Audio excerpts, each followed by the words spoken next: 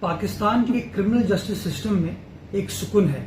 جس کی وجہ سے تاثر یہ ملتا ہے کہ اگر ایف آئی آر میں کسی شخص کا نام مینشن ہو جائے تو اس کو گرفتار کرنا لازم ہے، جس کی وجہ سے بہت سارے بے گناہ افراد جسٹ بیکاز ان کا نام ایف آئی آر میں داخل ہو جاتا ہے ان کو گرفتار کر لیا جاتا ہے۔ جب وہ گرفتار ہوتے ہیں تو وہ تھانے میں لاک اپ میں بھی رہتے ہیں، بعد میں ان کو جیل جانا پڑتا ہے، جو کہ اگینسٹ سرکار کو کے لیے ایک برڈن ہے، بیکاز جیل کو مینٹین کرنا بھی ایک بہت بڑی ذمہ داری ہے۔ اور اس کے بعد جب عدالتوں میں ان کی بیل کی درخواست ہوتی ہے یا ان کا کیس چلتا ہے تو ان کو پھر دشواری کا سامنا کرنا پڑتا ہے، اور عدالت کے اندر بھی وقت کا ضیاع اس لیے ہوتا ہے کہ عدالت میں موجود جج صاحبان کے پاس کیسز کا تناسب بڑھ جاتا ہے۔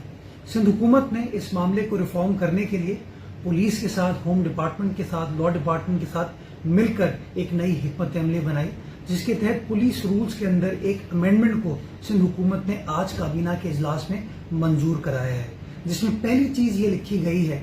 کہ ایف آئی آر میں کسی شخص کا نام داخل ہونے سے یہ ضروری نہیں ہے کہ اس کو گرفتار کیا جائے۔ گرفتار کرنے سے پہلے انویسٹیگیٹنگ آفیسر کو اس بات کا تعین کرنا ضروری ہے کہ کیا اس اکیوز کے خلاف شواہد موجود ہیں، کیا ایسے ثبوت موجود ہیں جس سے اس کا جرم ثابت ہوتا ہے یا نہیں ہوتا، ایسے شواہد موجود ہیں کہ کہیں وہ ایبسکونڈ کر جائے، بھاگ جائے، یا وہ وٹنسز کو انفلوئنس کرنے کی کوشش کرے یا ایویڈنس کو ٹیمپر کرنے کی کوشش کرے۔ اور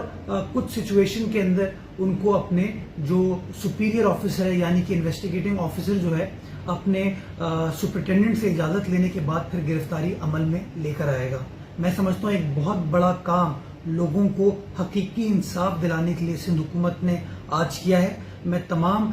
پولیس ڈپارٹمنٹ کو، ہوم ڈپارٹمنٹ کو، لا ڈپارٹمنٹ کو مبارکباد پیش کرنا چاہوں گا کہ انہوں نے اس ریفارم میں سندھ حکومت کا ساتھ دیا اور ہمارے ساتھ مل کر ان ریفارمز کا حصہ بنے۔